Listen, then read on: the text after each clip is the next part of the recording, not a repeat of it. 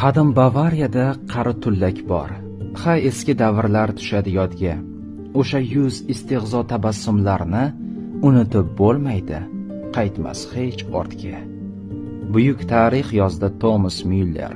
Bir klubga sodiq qoldi bir umr, shu jamoasi bilan chempion bo'ldi. Mag'lub bo'lganda ham bukilmas g'urur. Haqiqiy nemisning mashinasidir.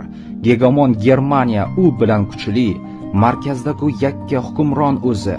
Nigohlari o'tkir, qadami o'tli. Bu yoz Bavariyadan ketmoqda Tomas. O'g'ri tishi bilan o'g'irlar xayol, ko'zlar jiqqa yoshu qalblar entikdi. Undan qoldi bizga hujumkor futbol.